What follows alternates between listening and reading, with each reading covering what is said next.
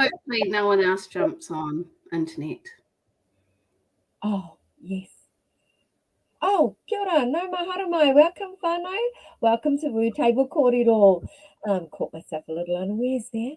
Now, before we introduce our manuhiri for the evening, we're going to begin with karakia. Inoi, mātou, kia ora. Hauora mai runga, hauora mai raro. Hauora mai roto, hauora mai waho. Hauora te pūtaki o tēnei kaupapa kia pūrangi aho mātou I te wānanga me te kōrero. Tēnei te titi ake I te pauhaura ki te pūtaki o tēnei wānanga. Tūturu o whiti whakamaua kia tīna, tīna. Haumi e, hui e, tae ki e. Tui e te rangi, tui e te whenua, tui e te pau, he ringa tangata o te motu, kei taku kēni, kēni tu heitia, te pōtatou, te wherewhero, te tuawhitu. Pai mārire ki a koe o tia ki a tātou. E mihi ana ki a tātou kua whakakotahi mai ki te kaupapa o te Woo Table Kōrero. Tēnā koutou, tēnā rā tātou katoa. You all know who I am. I am Tuihana Oi here. Really excited about this kōrero because tonight we've just, normally we have several speakers, but tonight I think that this space and this time owes it to this wonderful wahine to have just because she's pretty damn awesome, whānau, and I'm pretty damn excited. So I'm now going to introduce you to our guest for the evening, Miritini Bennett Huxtable. And over to you, Miritini, to introduce yourself. No mahara, my sister. Tēnā rā koutou. Tēnā koe tuihana mō tō karakia I te pōnei. Ko Miritini Bennett Huxtable tōku ingoa no Taihape ahau. He uri mokapuna no ngā iwi nui tonu o Mōkai Pātea. So I live in Taihape and on a space that was once our tupuna of our Mōkai Pātea region, so Ngāti Whitikopika, Ngāti Tamakōpiri, Ngāti Hawiti and Ngāti Ohuake. But I also have links to Waikato Tainui through my kuia and to Maniapoto, to Tūwharetua, to Te Ātihau and to Ngāti Rangi and to Raukawa au ki te tonga. Nice. Now, Miritini is very humble. She's got a beautiful smile. And I came across her on Instagram and I thought, who is this person behind this kōrero? So I did a little bit of diving and Miritini runs a very successful Maramataka in Action page on Instagram, if you haven't checked it out. She's also a mother of how many, Miritini? How many? So I have 3 that I have birthed. So my eldest is 16, I have a 14-year-old and a 7-year-old, and also raised 2 of my nieces. So one is 25, or maybe Rain's 26 now. She'll be moaning at me for not knowing. And my niece Brooke, she's 23, turning 24. So, and so Renee lives over in the Bay now with her 2 babies. So she has just had a baby girl that's just turned 5 on the weekends, so Miss Cordelia, and then she has a little 2-year-old. And my other niece has recently moved out. She moved out this year, just at the end of last year actually, moved over to the Bay also to go and join her sister. So nice. So Miritini, we're here to talk to you around the kaupapa of Maramataka, and I've heard your story, but there'll be many this evening that have not heard your story. So tell us, how did this come to be?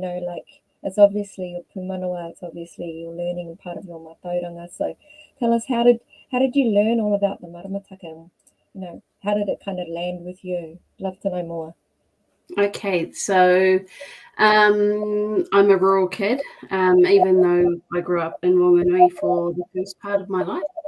I found out when I was about 8, my mum and I jumped on a bus headed to Taihape Tuatangi, and we went to her whānau farm while we were there.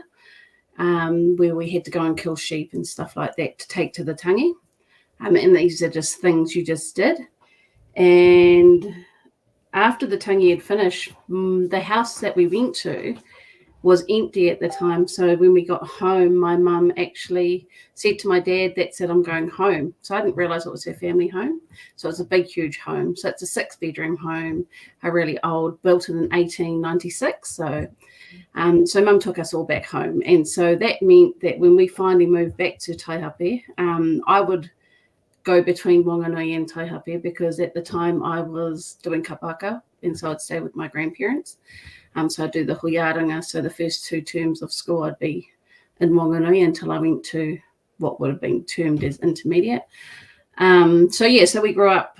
At the time we had a party line, so you'd pick up the phone and the next door neighbours would be on the other line. So you'd have to wait for them to finish their conversation before you could jump on there and call anybody.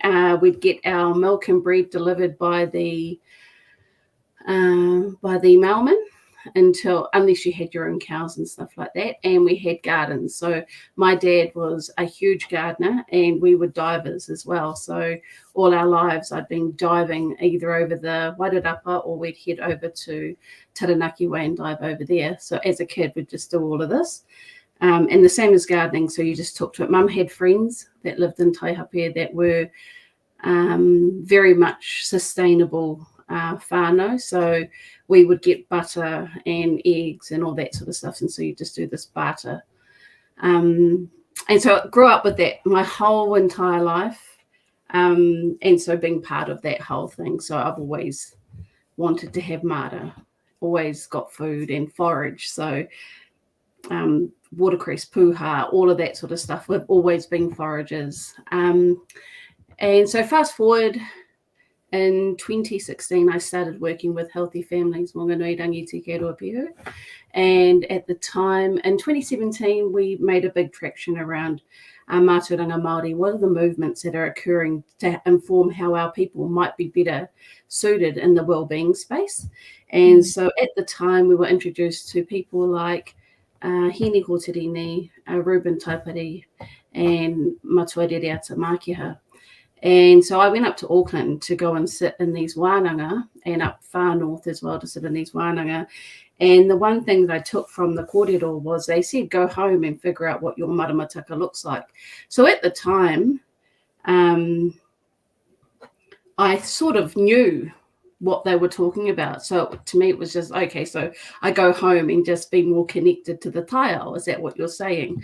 And which is what I was doing anyway. So I did it all my grandparents, and that are part of a maramatanga movement. So my koro was a kai karakia and a miri as well.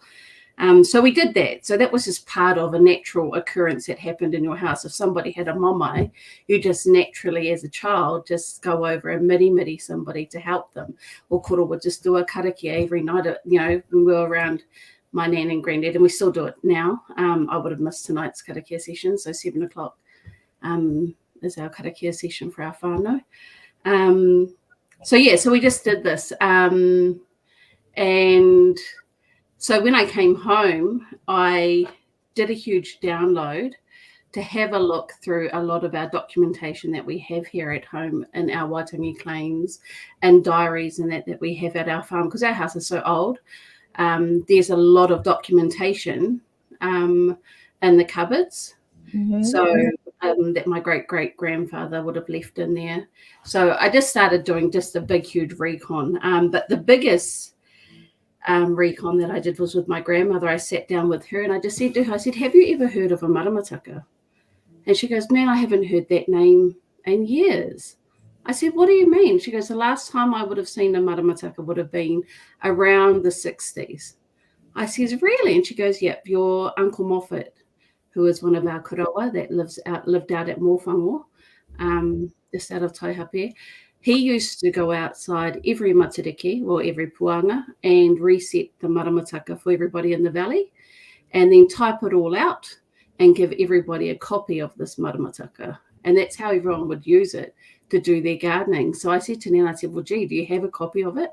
she said no. So I did recon around town and went and seen people that I know that had definitely had access to these, and then started pulling them out. So I found Uncle Moffat's one, and it was dated 1963, the last one that we had, which was a type 1. And it's real funny because in it he talks about melons and stuff like that. So I didn't even realise melons grew in this type of climate, which is quite cold. So we have snow in winter. So yes, I did all that. And then of course, when you start hearing that, my nan starts talking like that, it starts sparking all of these different things for her. She's like, oh, I remember when I was a kid and I used to go up to Otaki. So my grandmother lived in Wellington City.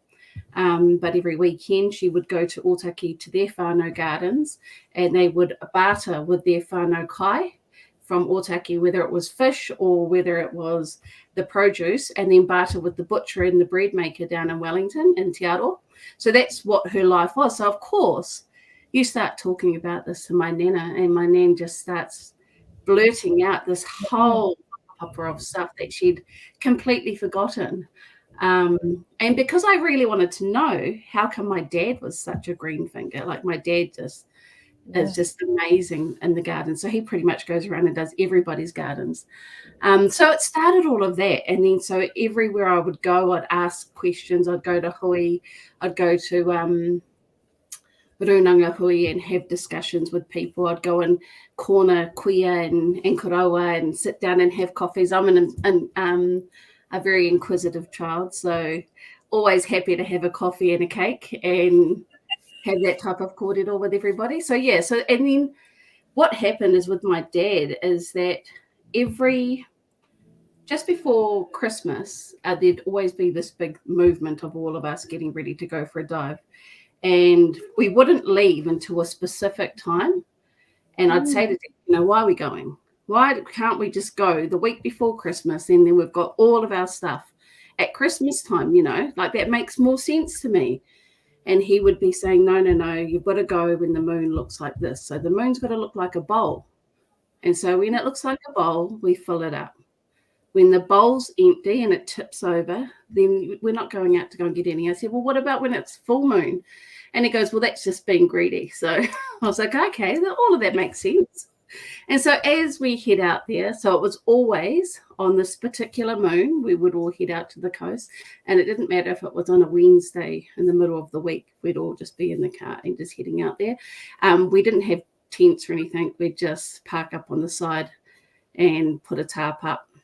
And so, yeah, go out, definitely always come home with something.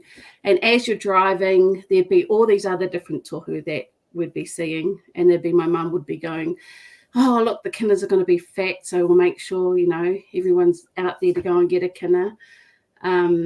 Because, the manuka's flowering on your way out to the coast. So there'd be all of these different tohu. And it wasn't until 2018 when I'm making sense of all of this research that it finally clicks. So I go and see my dad and I said, did you realise that the days that you are picking for us to go out diving and that you've always done are actually tangaro phases?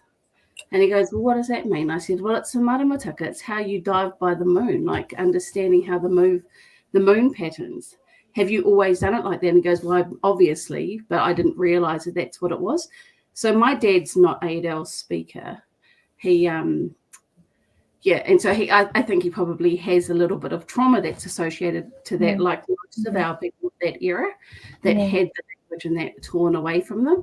So having this conversation with my dad and then with my nan, so with his mother, it completely changed our narrative. They realised that the processes and the skills that were associated to this mātauranga had carried down to them. They just didn't have the language to go with it, and therefore it helped with a bit of bridging. Yeah. It bridged the different worlds because now we've got rangatahi and tamariki that are speaking our language, and they're able to make sense of the practice that has continued to come down with our people. So I think it was really empowering for my dad, for my nana, who was a city dweller, an urban Māori, to feel that more connected back to her tupuna, back to her queer, to now have those moments where she can reminisce on that. And that was, to me, was just a setter for me, and how I now move forward with this. Like, now I've got two parts of the puzzle for me to start mingling with. What So do yeah. you? I mean, when you think about it, and if you think about, we'll call him out. We'll call out Uncle Che, okay? But he talks about tupuna wisdom, and if you think about it, that is actually tupuna wisdom coming down through the generations or through the generations, let's say. But it kind of feels like your pūraka, your story was kind of leading you almost to this moment, of like this discovery of all that rangahau that you did. And yeah, I think one of the fascinating things is that there's a real thirst. I don't know how you feel, but I feel like there's a real thirst for more and more knowledge around the Maramataka. Whether you're real speaking or non-real speaking, but I feel like there's a real thirst for it. Where do you think that comes from, Meritini? Where do you think that this kind of is it about us kind of connecting back into our tupuna and understanding the way that they lived and resided and taiao and Um, Definitely the taiao. So definitely the reconnection to taiao. So it's a little bit for me. So I'm only going to speak for myself right now. It's a remembering. So yeah, it's a remembering of our tupuna wisdom. I was real fortunate with my mum that she raised us, and I don't know why. When it came to ikura, it was something in our whole entire family as wahine that was completely celebrated. So when any person in our family had their waifiro or their ikura, so their period, if you lived in 20 kilometres of our house, you knew there was a hakari on, and everybody knew. So, and it was the celebration for my mum. It was a celebration of life. You now have the potential to grow a life within your body.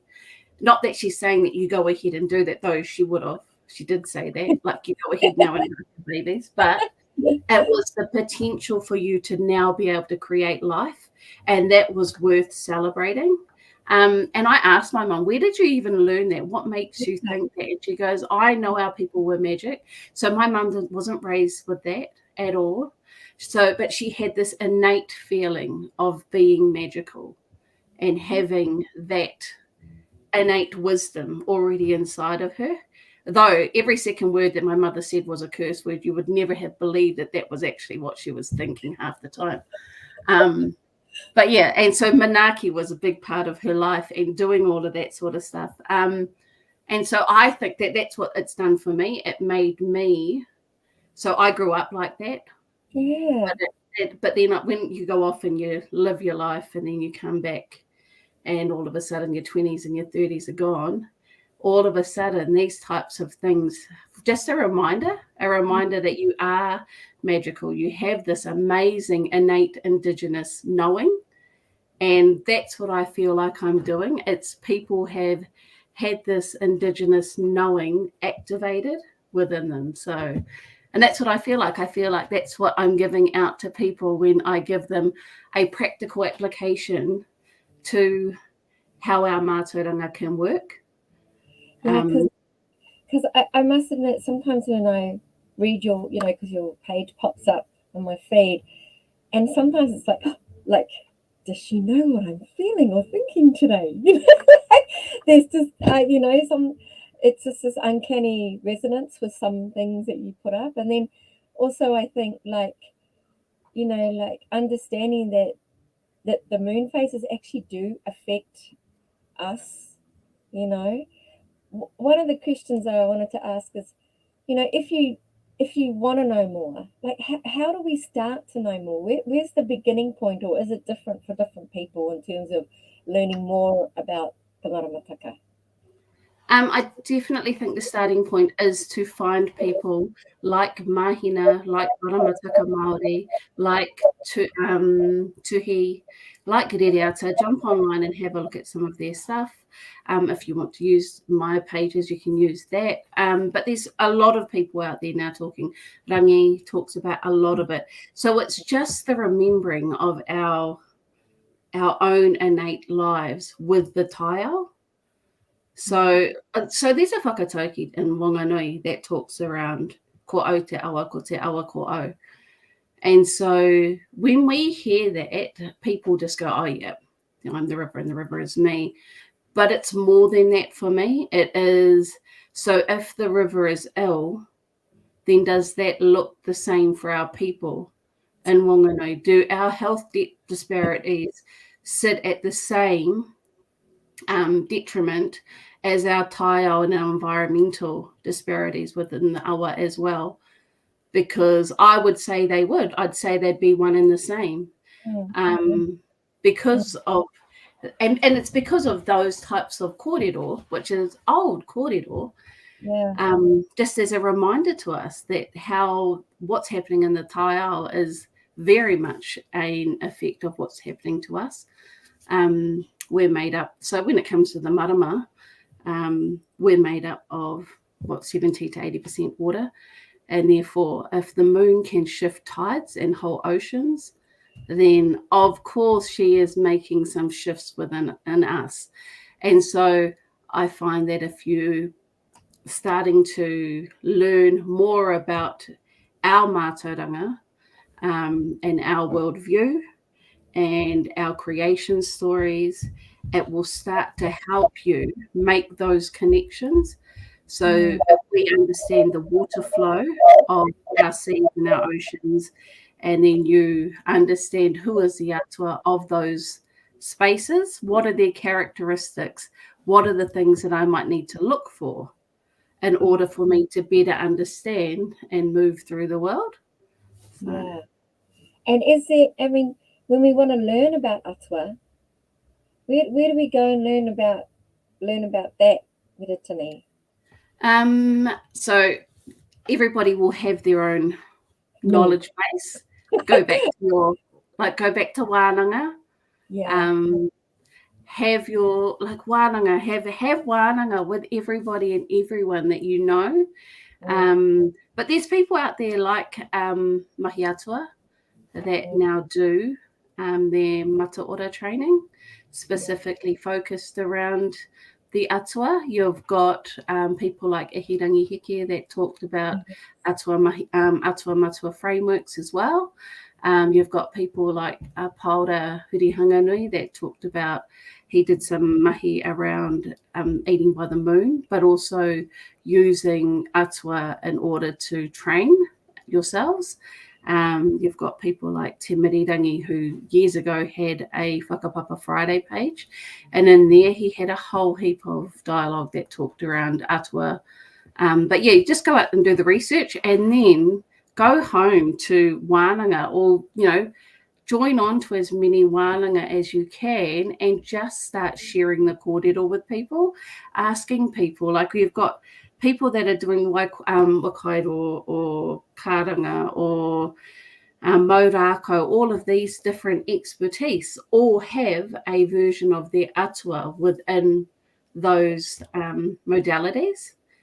And so, yeah, really good to go into those sorts of spaces, into rongoa spaces, and ask the questions with those people. So, And then I know you and I have spoken about this before, but I'm sure that those listening, if you're from Tuhoi, if you're from Te Taipokoro, you're from the Bay of Plenty, there's some understanding that the mara can differ from rohe to rohe. yeah. Um, can you?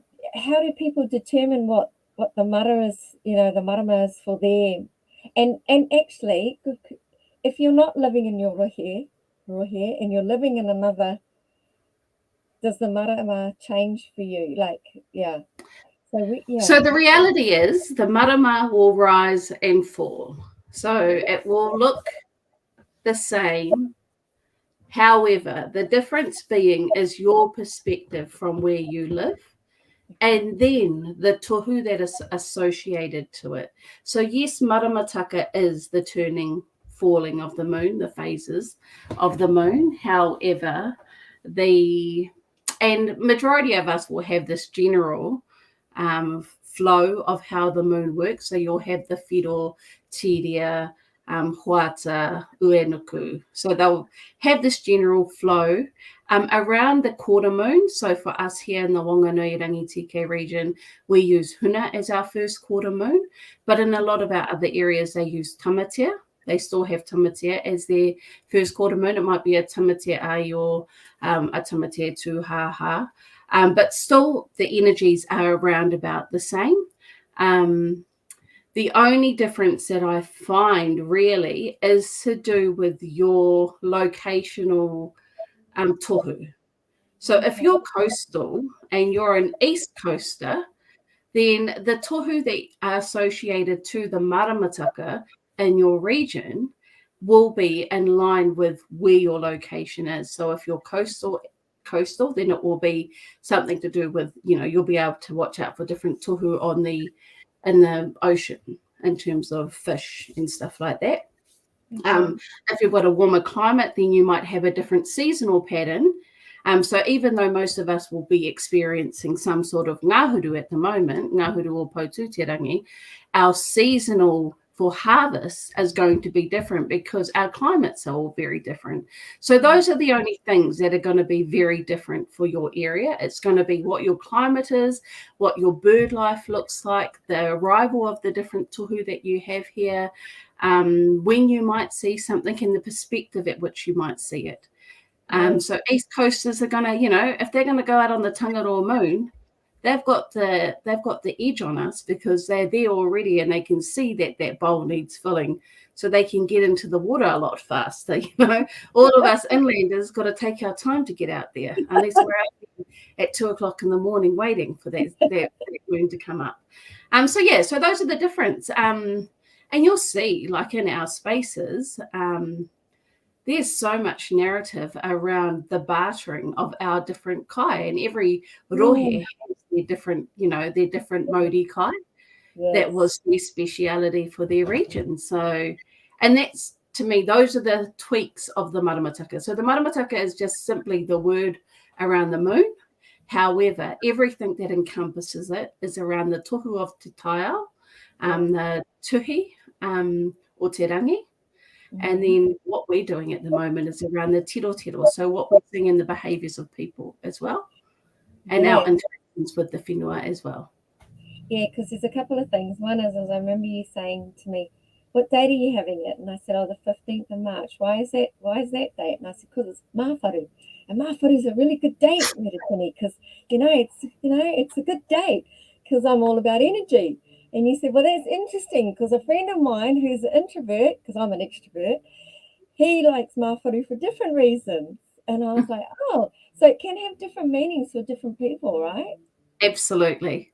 Yeah, yeah, yeah. Absolutely. And dependent on your personality, on your perspective. Really, really mindful when it comes to the Maramataka for anyone that I speak to is the moment that you start to engage and interact and the differences and the changes that might occur for you. So you might have somebody's Maramataka that has all these different observations, and then you go, hold on, I don't feel like that. I feel like this. And you write that down. And then the next marama comes around and you go, yeah, I still feel like this. And then the next marama comes around and the pattern continues to be the same. Well, there you are. That is your pattern for your maramataka. That is yours. You become the expert in that one because Okay. that's your perspective, that's your value. So a lot of it's based on value system. I'm a hunter gatherer, harvester forager. So therefore, my maramataka is absolutely going to be about kai Yeah.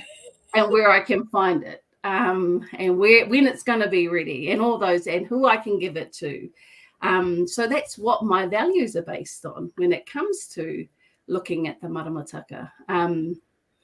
Yeah, of course. Though I am looking, because I'm a geek, I look at everything now. But, Oh, yes, um, she's a big fan if you didn't know. But at the very core of it, my number one priority is around Kai and Yeah, Manaki of people. So yeah. It's interesting because on the weekend, I was like, yeah, I need to go back to Tauranga. I really want to go home to Tauranga. I really want to see the whānau because got to get to Auckland soon, and I might get kind of stuck in Auckland, and then when am I going to get home? And we just didn't feel like moving, neither of us. And I said, you know what? It'd be really interesting to look at the marama. And the marama was a marama that indicated that it was a time to be toe, right? A time yeah, to just don't go there, don't go here. And so that's what we did. We followed how we felt in terms yeah, of. But I want to get back to something that you said because I know you've done some really amazing rangahau. And by the way, whānau, have you completed your Masters in Indigenous Leadership? Is that yes, I have. Congratulations! And you did that through, can you tell us who you did that through? I did that through University of Canterbury. So I did a master's in Māori and Indigenous leadership.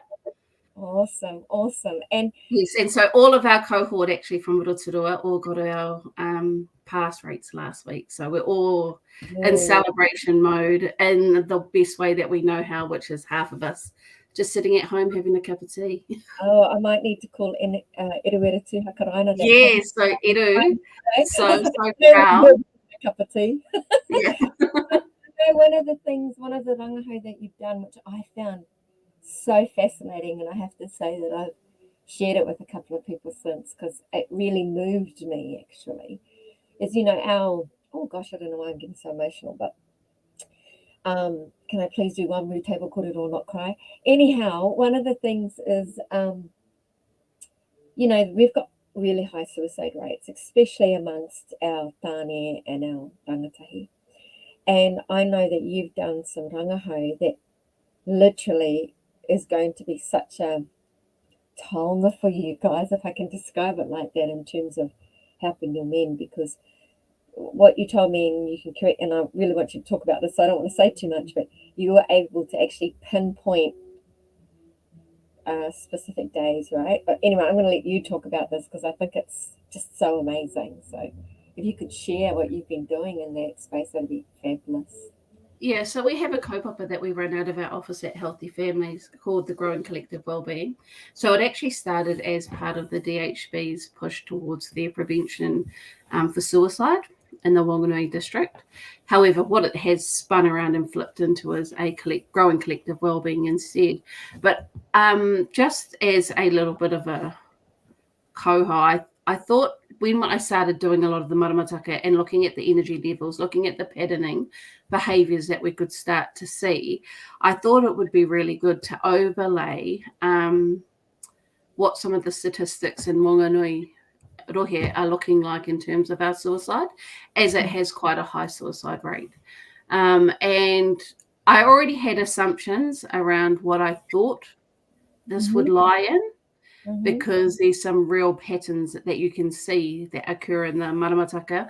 And when we laid it down for the 2017 and 2018 years, it absolutely fell within one quarter. So 72% of the deaths that occurred in those 2 years occurred specifically in one quarter.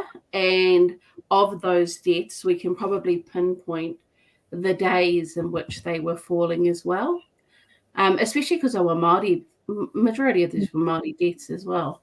And so what does that say for us is it says that there is a time where we can actually start building some really good scaffolding. yeah. If we've got access to knowledge, knowing that the moon is going to ebb and flow in a Mm, way that might cause a negative voice, like, that black dog or whatever anyone wants to call it, the taniwha, to be more amplified, then we should be doing everything that we can as whānau to help support people that might be going through that. And so that's what I saw the value in it, is just that if we can pinpoint that, which we've managed to do now. So I will say that it is in that the first quarter. So for us from Huna, Yeah. Ki Turu. Okay. So that quadrant of the Maramataka is shown to be quite weary. There's so what we say, we have energy and momentum is challenged. We may feel weary.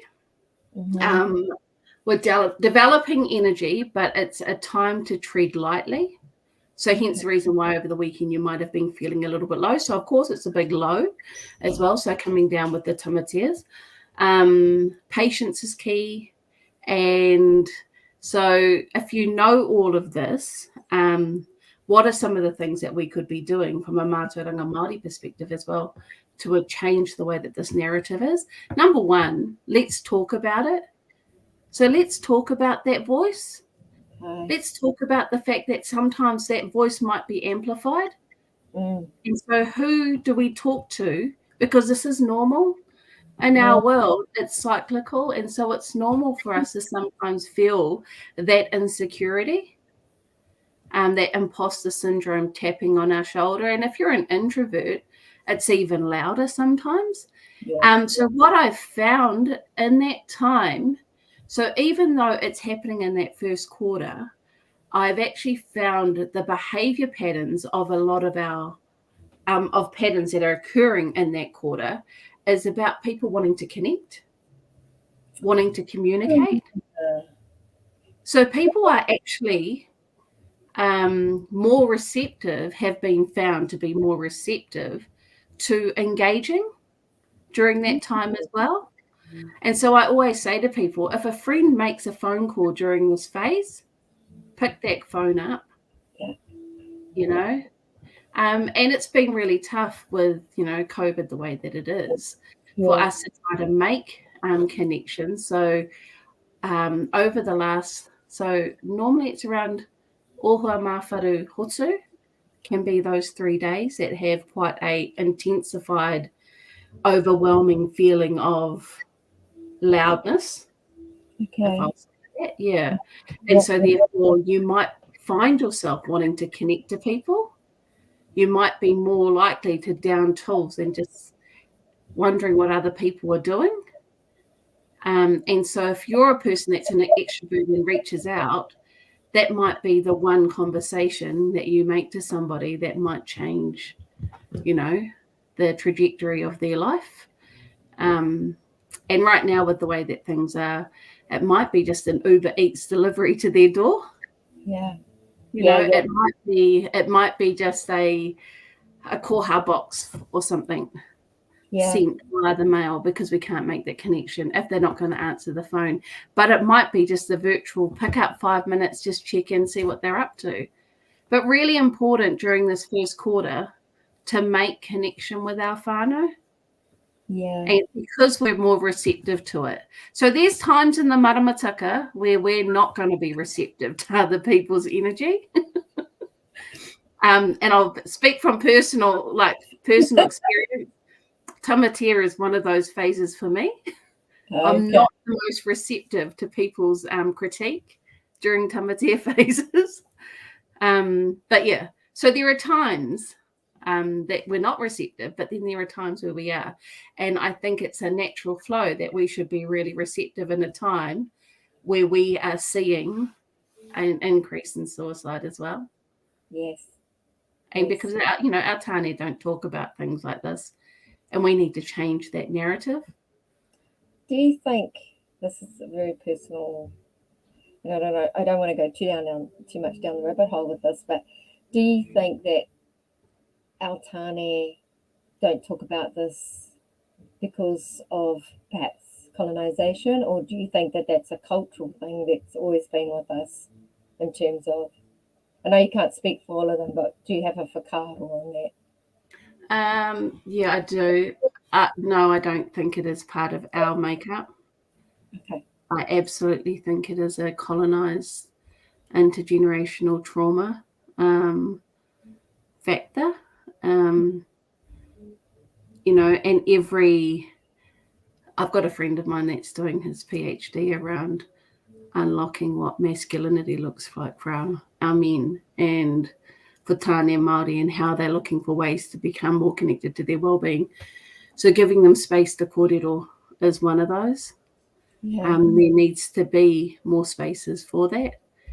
Um, one other thing. So when I was doing the suicide rates, the other thing that I wanted to look at was to see whether or not the family violence rates Oh, across yeah. Whanganui, Rangitihi region coincided with the kore tamatia phases.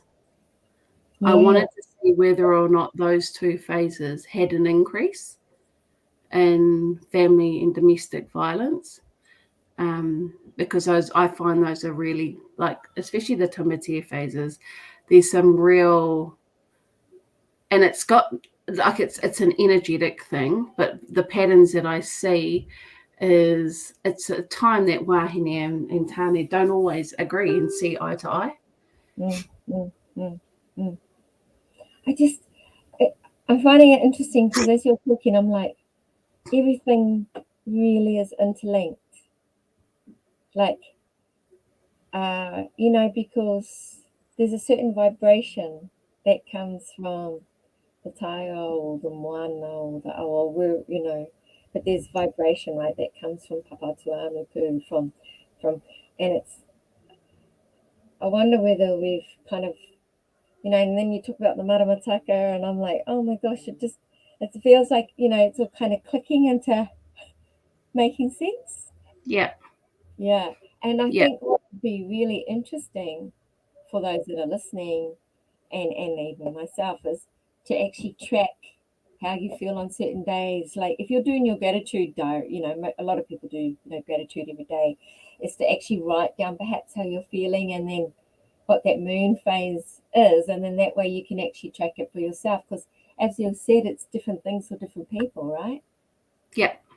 Yeah, much like There'll be relatives. a general energy, but people will be very different. We're Yeah, all very different. And so, therefore, absolutely track the way that you feel. So, if yeah, you understand, so I understand, like, with the tamatia phases, I mm, understand what they mean to me in my home, where we've mm, got 4 wahine and then my poor husband. Um, so, and then, like, we all flow too at the same time. So, yes, so you've got all of that happening. So we know that for the tamatea phases, that's like my husband's. You can go outside and hang with your mates, or go out to the shed. Like, you do you, yes, and we'll do us. Like, this is a time that it's okay for us to just be in our own spaces, because it yeah, makes much more harmonious, you know, in our household. So, though sometimes my girls and that can, like my teens at the moment, can have some real masculine energies during that time as well. So so I always think about the masculine and feminine energy as being quite, like, you can sit on a different part all the time fluidly. And so sometimes you may be have more masculine energy about you. And so sometimes I find with my girls, when they're quite hormonal, they yeah, might be more masculine, and yes, therefore, that might tip us over the edge when we're trying to agree on something. So, and we all know that. So we're like, okay, yeah, Ketipai, it's Timothy, go do you. Go in your room if you want to just hang out in there. well, I mean, it's such a great resource for so much. I mean, for our hauora, for relationships, celebrations, so much. And are you, knowing that Matariki, I mean, everyone's really excited about Matariki this year because it's public holiday and it feels like, wow, we're finally getting celebrated. How do you feel about that time of the year? What do you, Um, yeah, how do you feel about that? okay, so I probably start my new year, for Yes. me, is based off what I can harvest. Okay. Yeah, so for me, it is around the harvest season, because yes, I celebrate Matariki in Puanga because it's cold, and best time to turn around and kuniahi, like, get around that fire and have chats and have wānanga. Like, I'm all down for that. But when it comes to kai gathering, I need to know, is my coffers going to be full during Mm, that time as well? So, okay. if you're a seasonal worker, like living in a rural setting where you've got agriculture and you've got shearing and fruit picking and seasonal workers, the number one here. And so there's not a lot of work for a lot of our people around the winter months.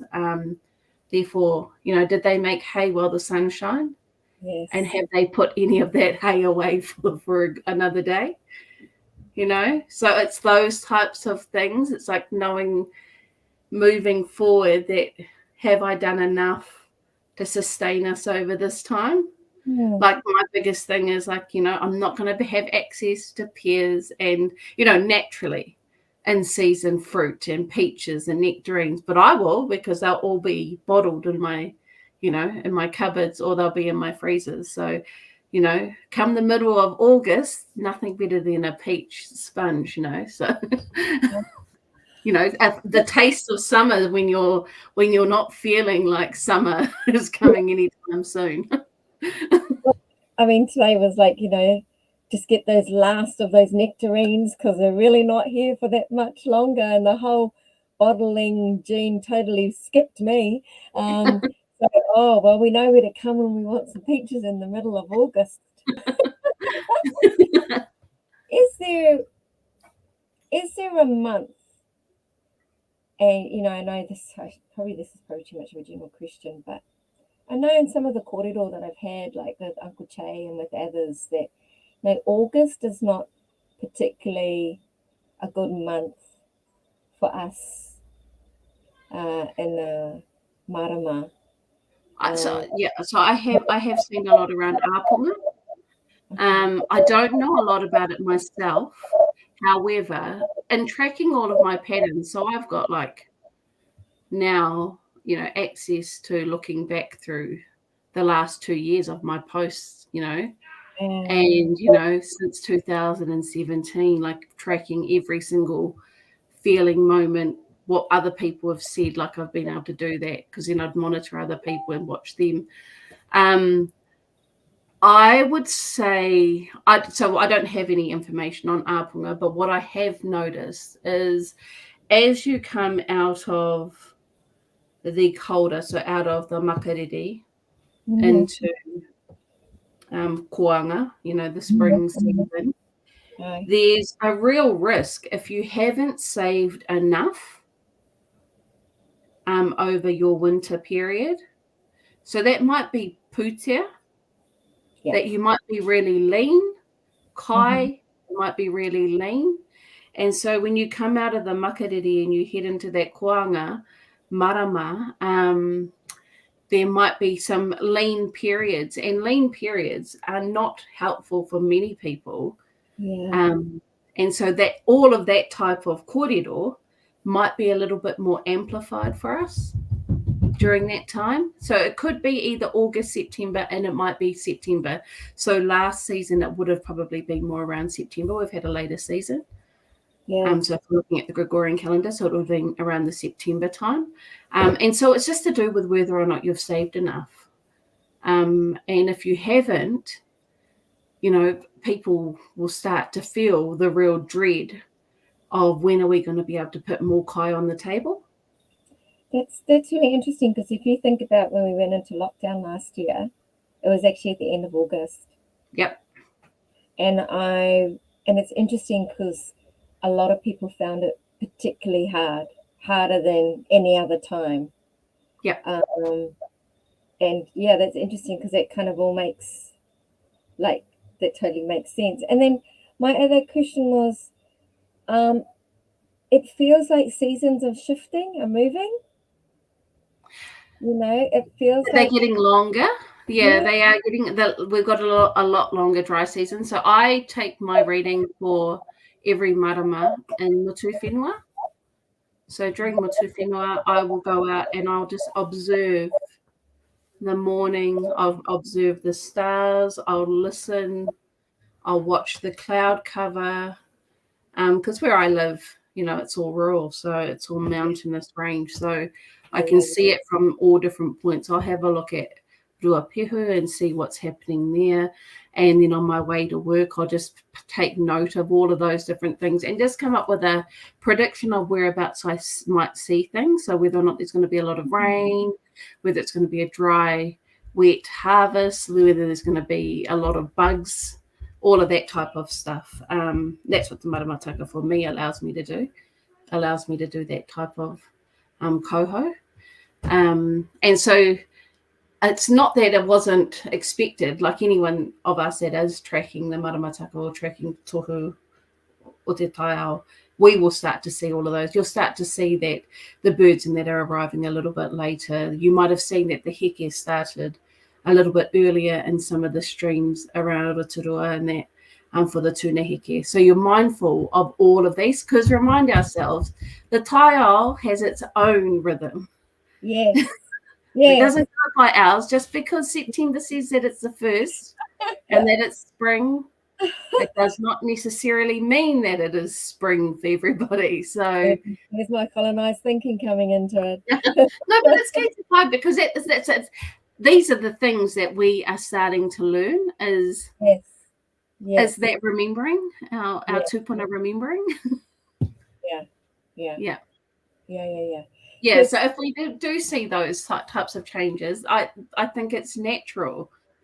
And then you might like because we have we'll have an extra month that will come in 2 years' time because our numbers are different. Our lunar calendar is different to the Gregorian, and therefore it will look like we're pushing Matariki out to August. But it's just the natural, progression because we spend so much of our time sitting in the, January to December. And there's nothing wrong with that because unfortunately I cannot book my flight on a rākau nui or Poututerangi, I can't do that. I have to book my flight on it doesn't give me an option for that when I book a flight. It gives me an option of a date. I'm just sorry, you have to excuse me. I was just seeing if there were any questions. So if there's any questions that anybody has, and so I feel like I'm hugging all this wonderful time with this amazing wahine. Um, what preempted you to start Maramataka in action? What kind of was like, oh, okay, I think I need to do this. What was it that? So it was because we were in lockdown. Okay, yeah.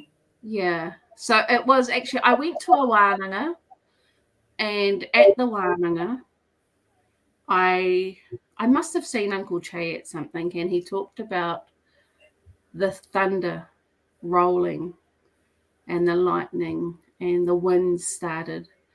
And it was from that I'd heard that when I got home, and it really struck for me. I Mm, was like, oh my God, I'm actually listening to what messages are from our taiao. Like, I don't speak their language, but I'm listening to them and I can hear what they're saying. And so I just wanted to share that experience. And so it was whiro, or Poututerangi when I first started the page. And it was just going into just before we went into lockdown. So it was mm, just as we were starting to hear the bubblings of COVID across Aotearoa. And so I just started it from that and thought it was for me to be able to capture my journey as of every single day. Okay, so I've been capturing this on books, I've been researching it, I've been talking to thousands of people, I've written down so many notes. Let's put this all into action and let's see what it looks like in a space that I can't delete. Because, of course, everything that I write in a book, I can pull those pages out and no one can see them. But yeah. when I put them online, I hold myself accountable to that because that's what I felt on that day. So I do it preemptive on the day. So I don't do beforehand. I look at what my energies are like all the way through and then Uh, post the first thing that comes up. And so I did it like that. And just to give practical ways of how you might want to engage with the taiao more. okay. Mm. Okay. And if people, want to reach out to you, want to like Kōrero with you, or how do people get a hold of you? You know? Normally on Instagram, I'm real, so I think I very, very rarely post my face Yes. on Instagram, so much so that no one ever knows who it is that's behind the page. Um, but yeah, but they can come through that on my Instagram page because I'm always answering people's questions. Today I got asked about a wedding date. Yes. Uh, I you got know, asked about what's the best date for a wedding, and so which was cool. So I like that. So I'm really engaging with people. And also, yeah. So if you come through that, then I can just email you out the details. I do have a website. I work full time, and so I don't always have, you know, the energy to continue to use the website. But I do get my niece that lives over in the Bay to do yes. that for me if I need to. Though I've been really slack lately. Well, But yeah, people can contact me like that or through my work. So now I just been asked a question here. So what do you do to look after your hauora? Because and I'm talking about you, ko'o, which I know is very difficult probably for you to answer. That's one question that we put to everyone actually that comes onto the table Kōrero is because as wahine we tend to give over here and give over there and just give so much of ourselves to so many. And I'm just wondering, how does Meritani look after herself, her hauora, her well-being? um, reflection, having a really good tribe, having people that can help me question my thinking, debate with me, my kids, like open dialogue.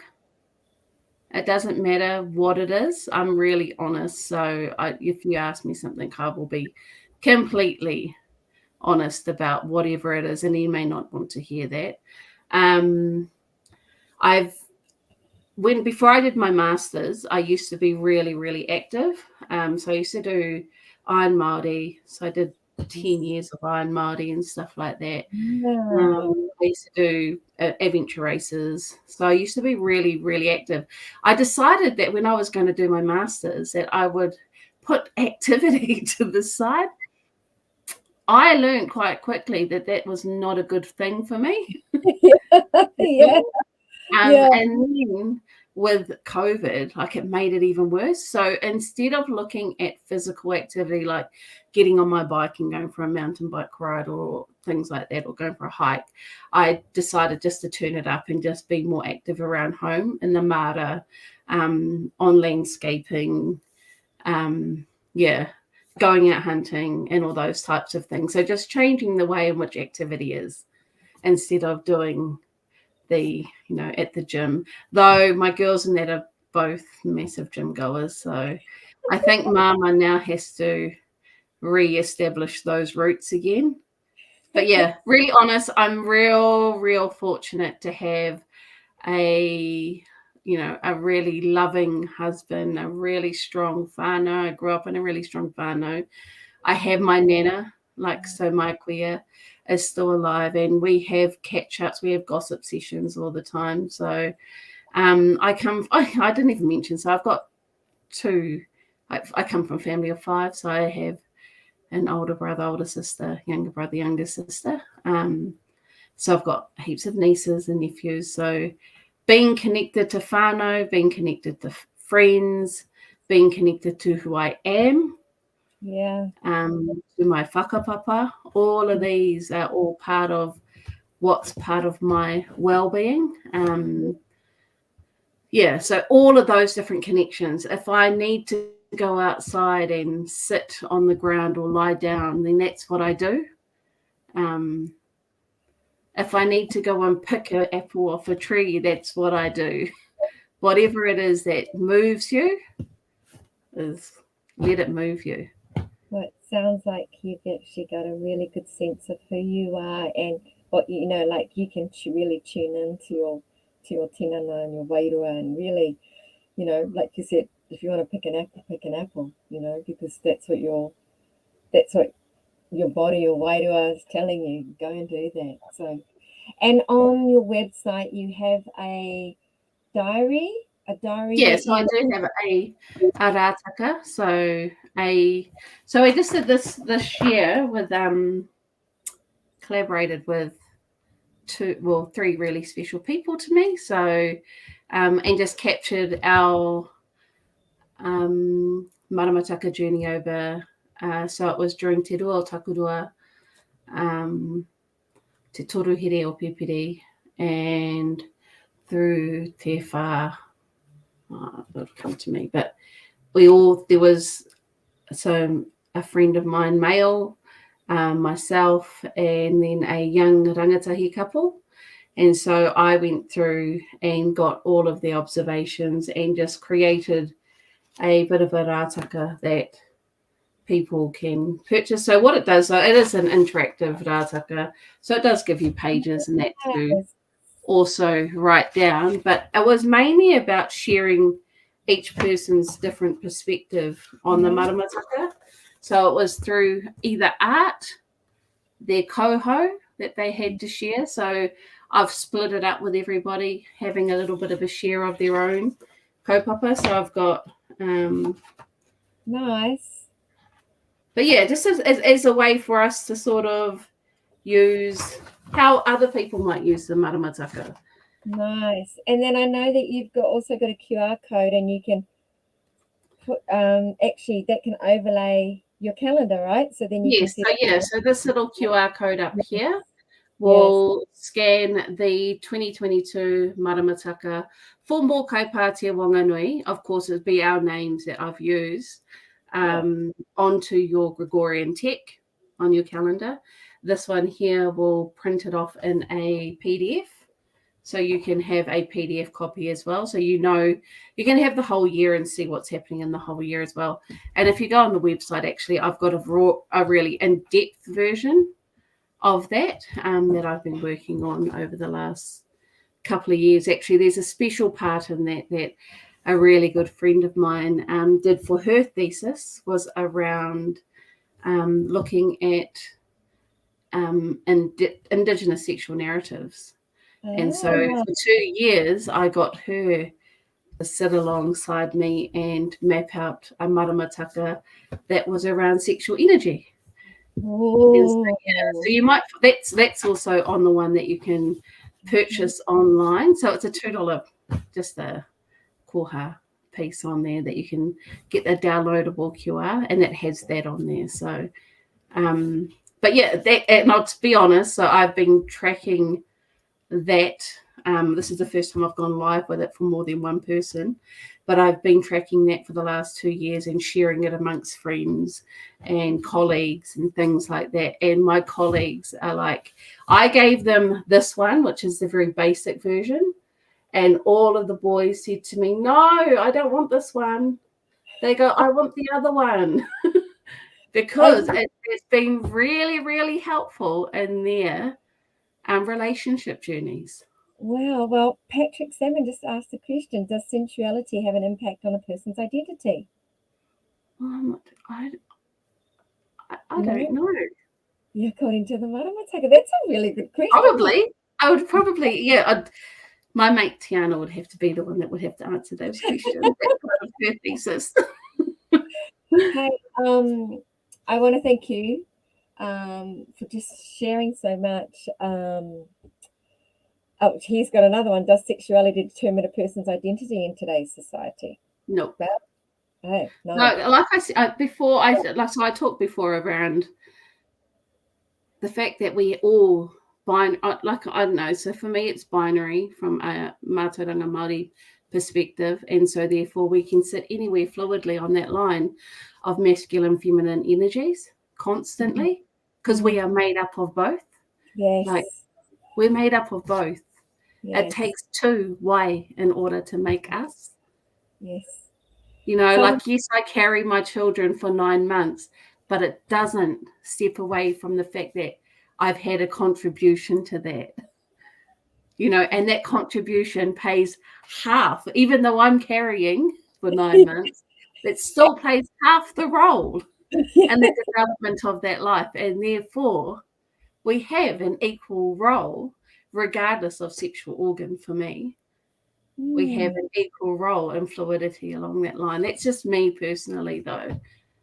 Well, I mean, it's interesting because tonight I was standing there in a kitchen of, so one's 18, one's 17. Actually, the other one's 18 and 7-year-old, all males, all in the kitchen. And we're all cooking, all contributing to what's going on. And I was just like, it's so interesting because because I'm quite feminine, right? But here I am surrounded by this male energy, and I love and adore every one of them.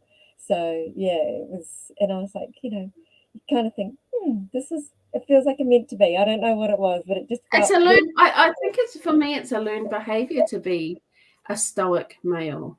yeah, Like I refuse to have those narratives in my whare. yeah, Like there is no such thing as this is a man's colour and this is a woman's colour. Kei a koe. Whatever yeah, it is you feel, do what you feel. oh, When it comes to sensuality and love, personally, yes, I have a husband and I love my husband. We've been together for 24 years, nearly married for 20. We celebrate 20 years next year. However, I believe you can love anyone. yeah, Love comes in so many yes. different ways. Sensuality also doesn't have to be sexual. So, yeah. Well, It's just, I'm lucky I have friends in that we all sit there and unpack these types I'd of. love to sit on Uh, your one. yeah. I think you need this kind of a girl. Um, I believe sexuality does not determine a person's contribution to supporting the collective aspiration. Absolutely. I love Pink Pearl Lavender and Lapis, he said. I hope I said that properly. Just from Rachel Grant. Ngā mihi Atahua wahine your whakaaro is recognised and appreciated. And Oh. Nicola Takiri, she said, I just wanted to acknowledge the Atahua kōrero. I'm now going to go and do some rangahau. But whānau, if you're wanting to reach out to Miratini, she is incredibly generous. She actually helps look after, is it an uncle or brother So who, my brother, yeah. So yeah, I have a brother that suffered a brain injury when he was 9 months old. So my older brother. yes, And when my mum passed in 2004, I took over like the main care with dad of him. So, and like my main goal with my brother is like, and as he's getting older, he's getting grumpy and he's going through all of those different things, but the mentality still of a 7-year-old half the time. And so, yeah, so we go through all of our ups and downs, but my biggest thing for him is to ensure that he has the highest quality of life that he can have. Yeah. so this, if we talk about super wahine, which or Siputane as well. There's just this, like I think about Miratini, who's working full time, who's doing her Instagram page, who's also just completed her thesis, who's got her whānau to look after. She, does all this hunting and gathering, and I know it's just probably part of life, and you look after your brother, and it's just what fills your life. So I just want to mihi to you and all the contributions that you make to so many of us. So thank you so much. Um, this is the third time we've spoken, and we always tend to. We booked one hui for an hour, and we went over an hour, and then we booked another hui for an hour, and that went over an hour, and here we are again, going over an hour. But I am pleased to announce, whānau, and we haven't made any announcements so far, so it feels like the right time to do that. But we are hosting Hui Ora again in November. Miratini was very kind to kind of give some guidance around the dates. So we'll be announcing that shortly, but we are really pleased to announce that Miratini will be speaking at Hui Ora 2022.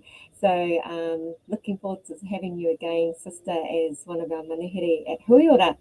So whānau, thank you again for joining us this evening. Big mihi to Miratini. I can't wait to meet you in person. Watch out. And I'm the most terrible fisher hunter cook. That's I, right. You got Edu. Edu's a great fisherman. Okay, because I have not got a green finger, but I'm trying really hard. So yeah, I think my puana will lie elsewhere. But anyway, thank you so much. Really appreciate it. And can I ask you, Miritini, to close us off with karakia this evening? Would you mind doing that for us? No, I can do that. Nā mihi sister. Kia ora. Okay, kia tau, kia tātou, kia tō te ata whao tō tātou ariki ai uhu karaiti. Me te aroa o te atua me te whiwhinga tahitanga ki te wairua tapu ake amene. Thank you. Nā mihi. Please stay on, sister. But for Māori whānau, Thanks, gosh, Mary.